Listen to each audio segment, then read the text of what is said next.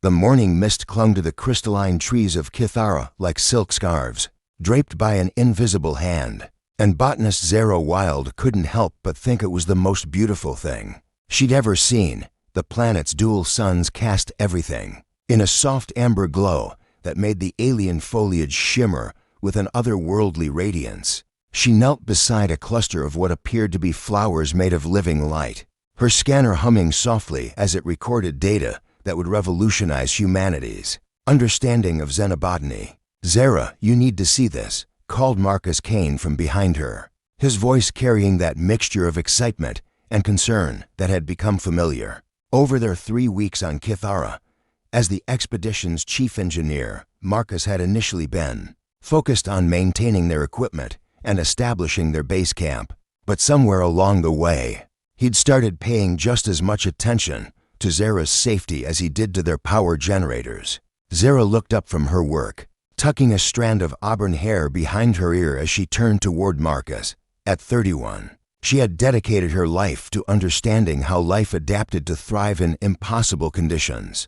But lately she found herself more interested in understanding the way Marcus's brown eyes lit up when he discovered something that might fascinate her. "What did you find?" she asked, making her way through the grove toward where Marcus stood beside their portable analysis station. "Not what I found," Marcus replied, gesturing toward their alien guide, who was approaching with what appeared to be significant urgency. "What Vexitl wants to tell us." Vexitl belonged to the Kitharan species, beings who resembled a cross between humans and graceful deer, with elongated limbs, delicate features, and skin that shifted between pale blue and silver depending on their emotional state. Currently, Vexitl's skin was cycling through colors that Zara had learned to associate with serious concern. "Researcher Wilde," Vexitl said, his melodic voice carrying harmonics that human vocal cords couldn't reproduce.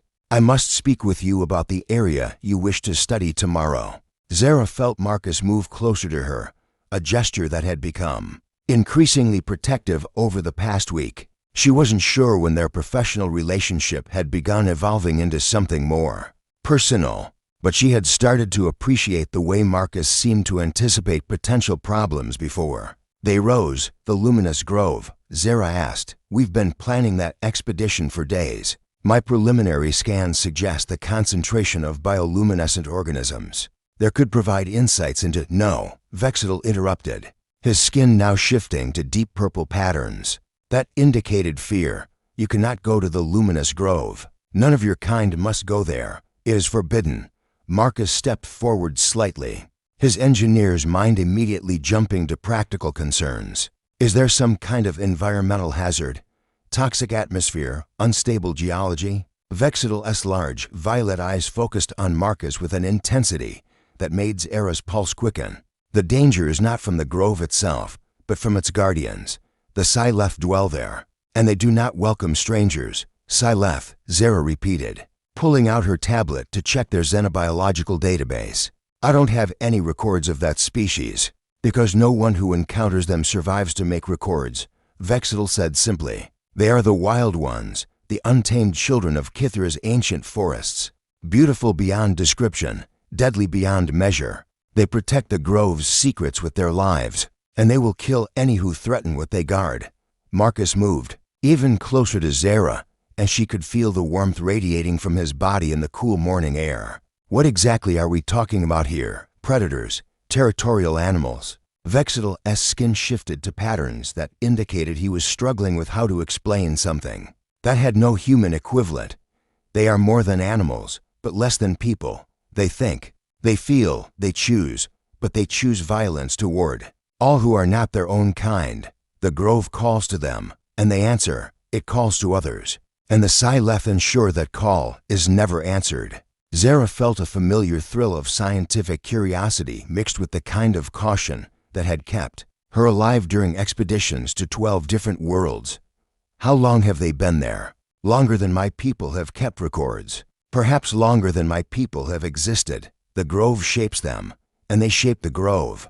They are part of each other in ways that your science cannot measure." Marcus placed a gentle hand on Zara's shoulder, the gesture both supportive and protective. "Zara," maybe we should focus on the areas we know are safe. There's still months of research to be done in the zones Vexitl has already cleared for us."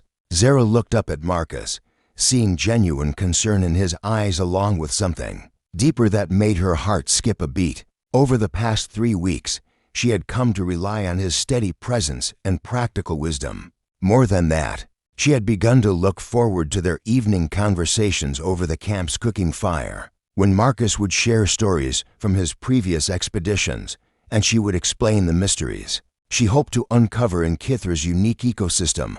"I appreciate the warning," Zara told Vexitl, though part of her mind was already working on ways to safely observe the grove from a distance. But understanding the relationship between these creatures and their environment could provide crucial insights into how consciousness evolves in symbiosis with specific ecological niches. Vexitl's skin immediately shifted to deep red patterns that indicated alarm. Researcher Wild, "You speak as though you are still considering this expedition. I cannot emphasize strongly enough that this would be fatal. The Silth do not negotiate. They do not communicate with outsiders, and they do not show mercy."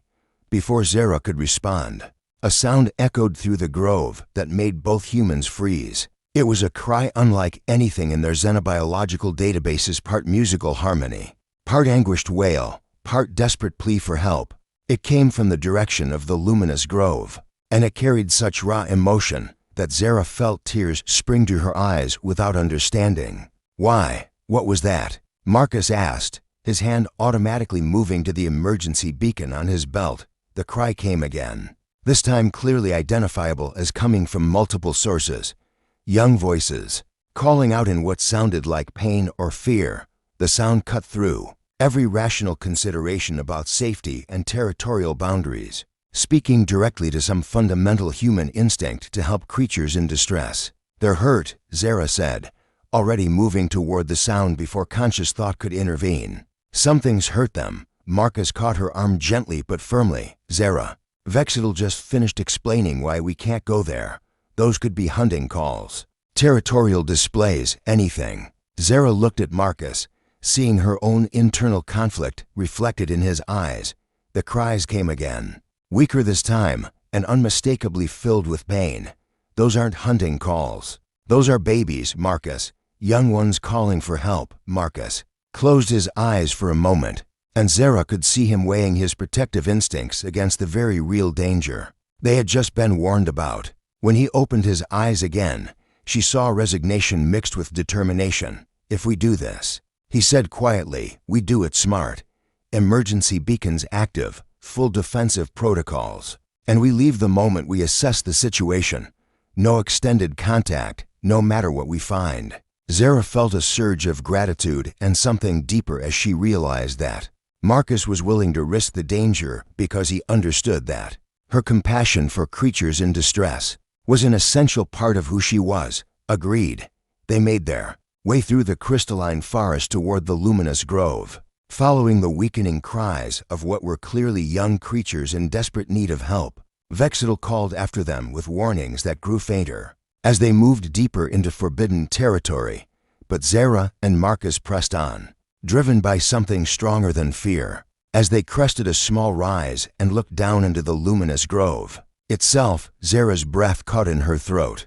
3 young Silth were trapped beneath a fallen crystal branch, their calls for help growing weaker as they struggled to free themselves. They were unlike anything in human xenobiological records, feline in basic body structure, but covered in fur that seemed to contain its own internal light source. "We can't just leave them," Zara whispered. Marcus was already examining the crystal branch with his engineer's eye. "Then we'd better work fast."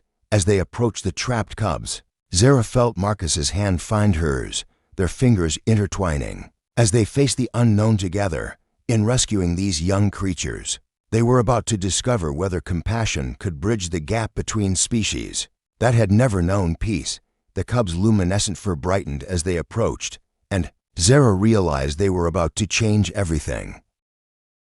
2 hours after the rescue, xenobiologist River Chen crouched beside her makeshift laboratory, watching the 3 young Silth cubs with growing fascination. Her scanners indicated that their physiology was unlike anything in human scientific Databases, with neural pathways that suggested intelligence levels approaching those of human children. The cubs had refused to leave after Zara and Marcus freed them, instead settling near the humans' equipment, with the obvious intention of staying close to their rescuers. Their bioelectric signatures are off the charts, River murmured, adjusting her sensors to get clearer readings.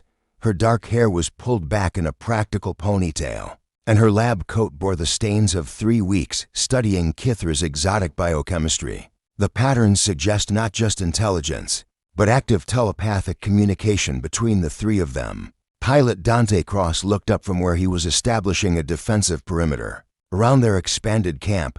At 34, he possessed the kind of calm competence that came from years of keeping research teams safe in dangerous environments.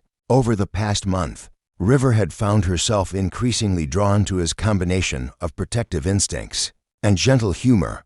"Are you saying they're psychic?" Dante asked, moving closer to examine River's data. His proximity made her acutely aware of his presence, the way his blue eyes focused intently on whatever problem needed solving. "Not psychic exactly," River replied, trying to concentrate on her analysis rather than the way Dante's shoulder brushed against hers. As he leaned over her equipment, more like enhanced empathic communication, they can share emotional states and basic concepts through bioelectric fields. The largest of the 3 cubs, whom Zara had started calling Shimmer for the way his fur shifted between silver and gold, looked up at River with eyes that seemed to hold far more understanding than any animal should possess. He made a soft chirping sound that resonated through the grove, and his 2 siblings immediately responded with harmonious tones that made the crystalline trees chime in sympathy. "They're talking about us," River realized, watching the patterns of light that danced through their fur as they communicated. Shimmer keeps looking at Dante while projecting protective colors. Dante knelt down slowly, keeping his movements non-threatening as he addressed the cub directly. "Hey there, little guy. You don't need to worry about protecting River. That's my job." Shimmer tilted his head, studying Dante with obvious intelligence before making a series of musical sounds that seemed almost questioning. The cub's fur shifted to patterns that River was beginning to associate with curiosity and approval. "I think he's asking if you're River's mate," River said softly, feeling heat rise in her cheeks at the admission. Dante's own cheeks flushed slightly, but he didn't move away from River's side. "And what would you tell him?" Before River could answer, a new sound echoed through the grove deeper, more resonant calls that made all 3 cubs immediately alert. The young Silth responded with excited chirps and trills, their bioluminescent fur brightening with what appeared to be joy mixed with nervous anticipation. The parents, Dante said, automatically moving into a protective position near River. "This is it." The first adult Silth emerged from the crystal forest with a grace that took River's breath away. Standing nearly 2 meters tall at the shoulder, the creature moved with fluid precision that spoke of perfect adaptation to its environment. Its fur seemed to contain entire galaxies of light, shifting through colors that had no names in human language. But it was the intelligence in its large, multi-hued eyes that made River realize they were facing something far beyond a mere predator. The adult Silth stopped at the edge of the clearing, its gaze moving between the human researchers and the 3 cubs with obvious assessment. When it spoke, the sound was like music played on instruments that didn't exist. Complex harmonies that conveyed meaning beyond mere words. Shimmer immediately bounded toward the adult, his excited chirps filling the air as he began what appeared to be a detailed explanation of the morning's events. The adult listened with the kind of focused attention that parents reserve for important stories from their children. "That's definitely the mother," River whispered, watching the interaction with scientific fascination and growing hope. "Look at the way she's processing what Shimmer is telling her. She's evaluating the situation based on his testimony." A second adult Silth emerged from the forest, this one slightly larger and with fur that seemed to absorb light rather than emit it. The newcomer's attention immediately focused on Dante, and River felt her companion tense beside her, and that would be the father. Dante observed quietly. "He doesn't look as convinced as mother that we're friendly." The male Silth approached slowly, his movements carrying subtle threat displays that made every survival instinct. River possessed scream warnings, but instead of attacking, he stopped just outside personal space and began a complex vocalization that seemed directed specifically at Dante. "He's testing you," River realized, watching the interplay of body language between the two males. "Not to fight, but evaluating your commitment to protecting the cubs and me." Dante straightened, meeting the adult Sileth's gaze directly without showing fear or aggression. When he spoke, his voice was steady and respectful. "I don't know if you can understand me, but I want you to know that we would never hurt your children." River risked her safety to help free them, and I'd risk mine to keep her safe. The male Sileth tilted his head, studying Dante with obvious intelligence. After a moment that seemed to stretch forever, he made a sound that was almost like a purr, crossed with distant thunder. His fur shifted to patterns that River's growing understanding suggested indicated approval. The female approached River more directly, her movements graceful and non-threatening. When she was close enough that River could feel the warmth radiating from her luminescent fur, she made a series of gentle sounds that seemed almost like questions. River slowly reached for her tablet, moving carefully to avoid any gestures that might be interpreted as threatening. She activated a holographic display showing her botanical scans of the grove, the complex ecosystem that supported such remarkable biodiversity. The female Sileth's eyes widened as she took in the holographic data, her fur shifting through colors that indicated fascination and understanding. She made more musical sounds, these clearly directed at her mate, who approached to examine River's work. "They understand scientific research," River breathed, hardly believing what she was witnessing. "They know we're here to study and learn, not to exploit or harm." Finally, the female Sileth approached River directly and performed what could only be described as a formal bow. Her mate did the same toward Dante, though his bow seemed to carry additional meaning, a recognition of one protector acknowledging another. The largest cub, Shimmer, approached River and gently touched her hand with his paw. The contact sent a warm tingle through her skin, and suddenly her mind was filled with images, not words, but pure concepts and emotions. Gratitude for the rescue, joy at meeting beings who showed kindness rather than fear, and underneath it all, a profound sense of belonging. "River," Dante said, his voice filled with wonder. "What just happened?" River looked up at him, tears in her eyes from the intensity of the emotional connection. "I think we just got adopted." The female Sileth made a series of complex vocalizations that seemed directed at both humans. Though River couldn't understand the words, the meaning came through clearly: welcome, acceptance, protection. Dante moved closer to River, his arms slipping around her shoulders in a gesture that was both protective and affectionate. "Are you okay with that? Having 3 highly intelligent, potentially dangerous alien cubs decide you're their new family?" River leaned into Dante's warmth, feeling the rightness of his embrace after weeks of carefully maintained professional distance. "With you here to help me figure it out, I think I'm more than okay with it."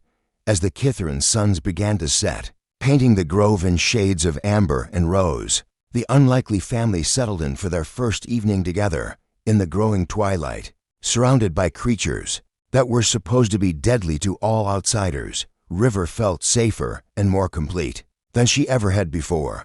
Their family was just beginning. 3 days after first contact, linguist Nova Sterling sat cross-legged in the heart of the luminous grove, surrounded by crystalline formations that seemed to pulse with the rhythm of her heartbeat. Her translation algorithms had been running continuously since the adult Sileth arrived, attempting to decode the complex harmonic language that seemed to blend sound, light, and emotion into a single communication system. Beside her, Mechanic Atlas Webb worked on modifying their equipment to better interface with the grove's unique energy signatures. "The tonal patterns are incredible," Nova murmured, adjusting her headset as the female Sileth, whom the cubs had indicated was named Silandra, approached with her characteristic graceful movements. "It's like they're speaking in music that carries meaning through quantum frequencies I didn't know existed." Atlas looked up from the device he was calibrating, his green eyes reflecting the bioluminescent glow of the grove around them.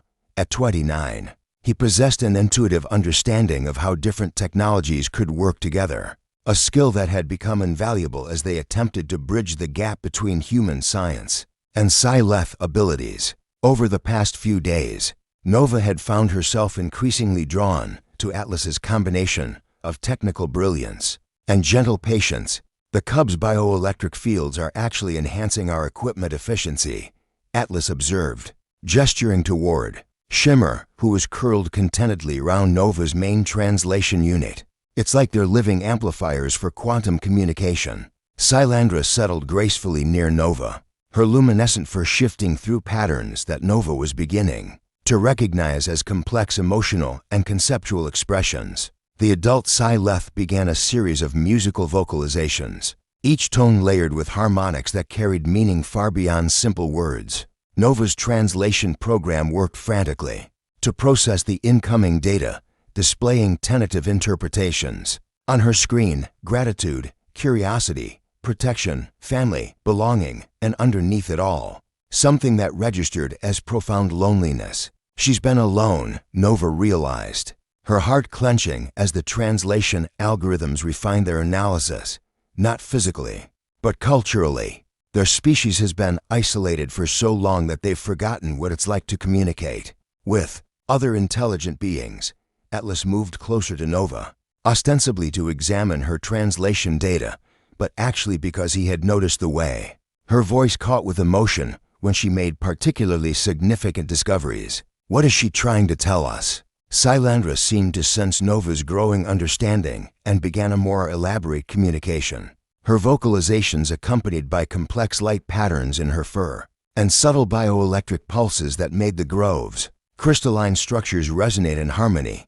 Nova's equipment worked to translate, and slowly, meaning began to emerge. For generations beyond counting, we have guarded the sacred grove alone. We have protected its secrets and its power, but in doing so, we have forgotten the joy of sharing wonder with others who can truly understand. Atlas, Nova whispered, her eyes wide with the implications. They haven't been antisocial by choice. They've been guardians, protecting something so important that they've sacrificed connection with other species to keep it safe. Atlas leaned closer to read the translation, his shoulder pressing against Nova's in a way that sent warmth through her, despite the grove's cool air. What are they guarding? Before Nova could respond, the grove itself seemed to answer. The crystalline trees began to glow more brightly, their light revealing patterns in the ground that had been invisible before. Complex geometric shapes that suggested intelligence and purpose. Pathways of energy that connected every living thing in the grove into a vast, interconnected network. Silandra made sounds that Nova's equipment translated as, "The grove is not merely our home. It is the heart of Kithara's consciousness, the nexus where all life on our world connects and communicates. We are its guardians because we can withstand its power without being consumed by it. It's a planetary mind," Nova breathed, understanding flooding through her as she watched the patterns of light that connected every plant, every creature, every crystal formation into a single, thinking entity. The whole planet is sentient, and the grove is its central nervous system. Atlas stared at the revelations surrounding them, his mechanical mind immediately grasping the implications. And they've been protecting it from anyone who might exploit or damage it. No wonder they were considered dangerous. They were defending the consciousness of their entire world. The male Silth, whom they had learned was called Zethamur, approached, carrying something in his mouth, a crystal formation unlike any they had seen before. He placed it carefully between Nova and Atlas, then stepped back with obvious ceremony. Silandra's vocalizations became urgent, excited, a gift of trust, a fragment of the grove's heart, that you might carry its blessing and understanding wherever you go, but also a test. What kind of test? Nova asked, though part of her already suspected the answer. Atlas examined the crystal with his engineer's eye, noting the way it seemed to pulse with its own internal light. It's resonating with the grove's energy network.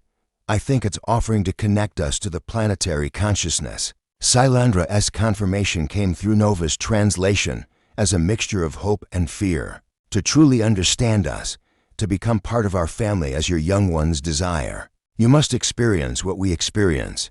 You must touch the mind of Kithara. Itself, Nova looked at Atlas, seeing her own mixture of scientific curiosity and personal trust reflected in his eyes. Together, she asked softly. Together, Atlas confirmed, his hand joining hers as they reached toward the crystal. The moment their fingers touched the grove's gift, Nova's consciousness expanded beyond anything she had thought possible. She could feel the vast, patient intelligence that was Kithara itself, ancient beyond human comprehension, but filled with gentle curiosity about these new beings, who had shown kindness to its guardians. But more than that, she could feel Atlas beside her in the connection, his presence warm and steady as they navigated this impossible experience together. Their minds touched and blended in ways that had nothing to do with alien technology, and everything to do with the deep connection that had been building between them for days. When they finally released the crystal and returned to normal consciousness, Nova found herself in Atlas's arms, both of them trembling from the intensity of what they had shared. Nova, Atlas whispered against her hair, what we just experienced. I know, she replied, looking up into his eyes and seeing not just the reflection of their shared wonder, but something deeper and more personal. Atlas, what we felt in that connection. A sudden rumble through the grove interrupted her words. The crystalline trees began flashing warning patterns, and both Silandra and Zethamar immediately moved into defensive positions.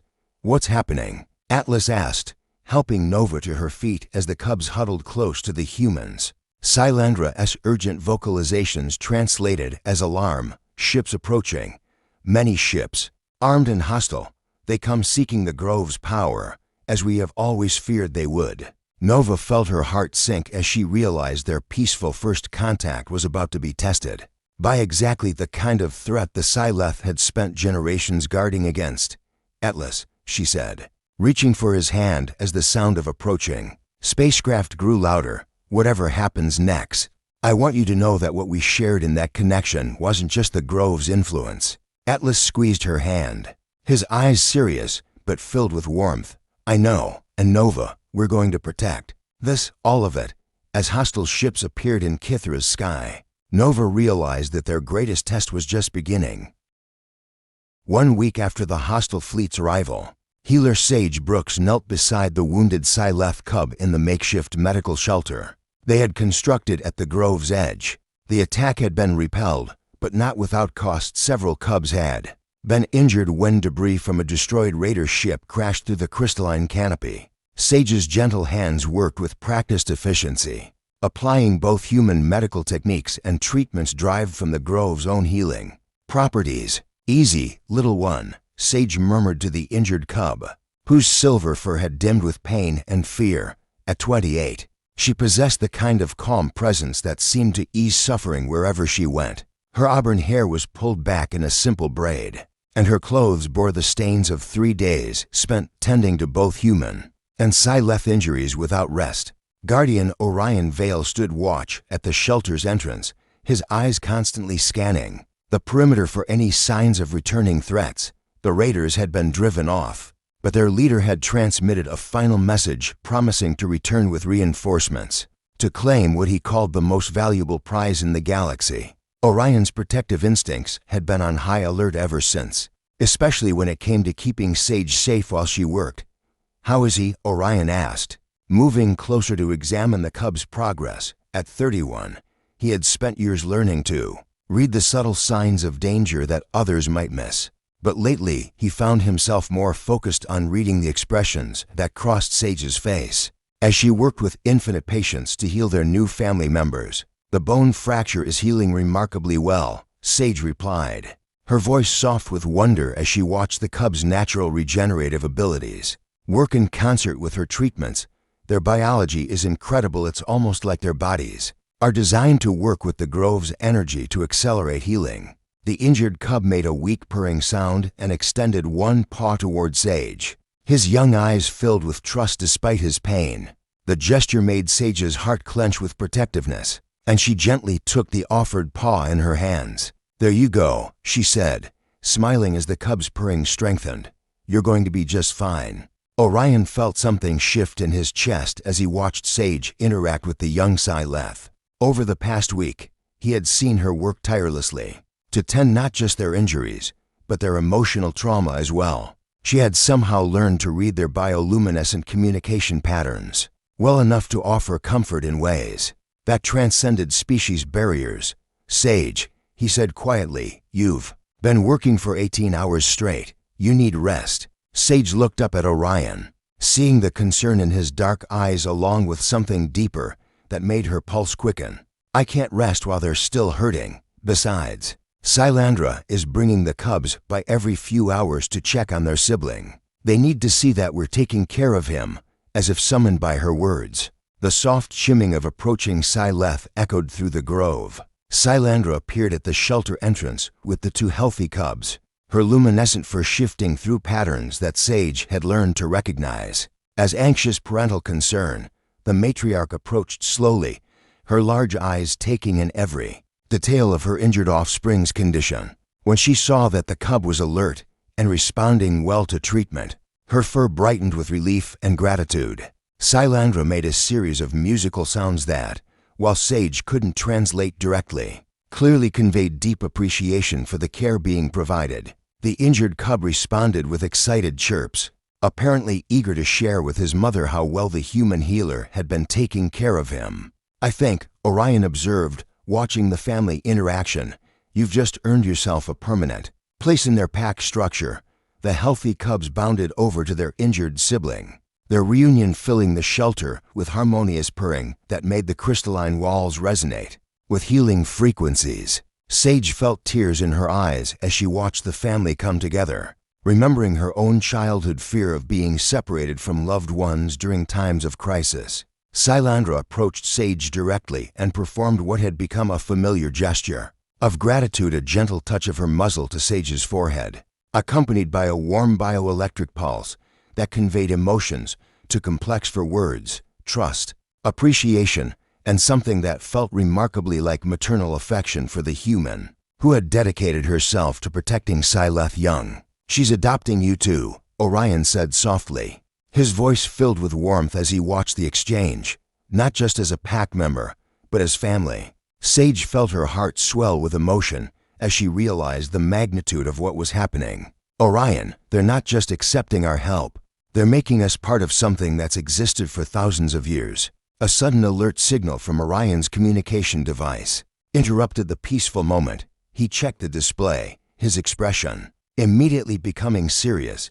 "Long-range sensors are picking up another fleet approaching, larger than the first one." Silandra's fur immediately shifted to warning patterns as she sensed the change in the humans' emotional states. Her protective instincts kicked in, and she moved to position herself between the cubs and any potential threat. "How long do we have?" Sage asked, already beginning to prepare the injured cub for potential evacuation. 6 hours, maybe less," Orion replied, his mind already working through defensive strategies. "Sage, we need to get you and the cubs to the secure shelter Nova and Atlas set up deeper in the grove." Sage looked at the injured cub, then at Silandra, whose eyes reflected the same determination Sage felt in her own heart. "No. If we run every time someone threatens the grove, we'll never be able to build the kind of trust that makes a real family. These cubs need to see that we'll stand and fight alongside their parents." Orion felt a surge of admiration for Sage's courage, mixed with terror at the thought of her in danger. "Sage, I can't protect you if you're in the middle of a battle zone." Sage stood and moved closer to Orion, her hand finding his with a certainty that surprised them both. "Then don't try to protect me. Fight beside me. Protect the cubs, protect the grove, and trust that I'll do the same." The simple touch of her hand sent warmth through Orion's entire body, and he realized that somewhere between the crisis and the healing, his professional concern for Sage's safety had transformed into something much more personal. "Sage," he said, quietly, his eyes searching hers, "when this is over, there are things I need to tell you." Sage felt her heart skip a beat at the intensity in Orion's voice. "Tell me now. I can't lose you." Orion said simply, "Somewhere in the past week, keeping you safe stopped being just my job and became the most important thing in my world." Sage felt tears spring to her eyes, not from sadness, but from the overwhelming rightness of hearing Orion voice what she had been feeling herself. "Orion," Silandra interrupted with urgent vocalizations. Her attention focused on something beyond the shelter. Through the crystalline walls, they could see Zethamar approaching with obvious urgency, his fur displaying the complex patterns that indicated a formal announcement. "What's he saying?" Sage asked, wishing their translation systems were more sophisticated. Orion listened to the rhythmic patterns of the Patriarch's communication, his military training helping him recognize ceremonial cadences even without understanding the specific meaning. I think he's declaring us part of their formal family structure, making it official." The injured cub struggled to his feet, determined not to miss what was clearly an important moment. His siblings moved to support him, and together the three young Silth began a harmonious response to their father's declaration. "They're accepting us," Sage whispered, overwhelmed by the magnitude of what was happening, not just as allies or helpers, but as actual family members. Orion squeezed Sage's hand, feeling the weight of responsibility and privilege that came with being adopted into such an ancient and noble lineage. "Whatever comes next, we face it together, all of us." As the sound of approaching enemy ships grew louder in the distance, the newly formed family prepared to defend their home together, bonds forged in crisis now strong enough to withstand any threat. 2 months after the final battle that had cemented their bonds, Leader Iris Moon stood on the crystalline platform overlooking the transformed luminous grove, watching as humans and Silth worked together to prepare for the most significant ceremony in either species' history. The grove itself seemed to pulse with anticipation, its bioluminescent networks creating patterns of light that had never been seen before, a visual representation of two consciousness types learning to think as one. "The integration protocols are working better than we ever imagined," Protector Phoenix Hart observed as he joined Iris on the observation platform.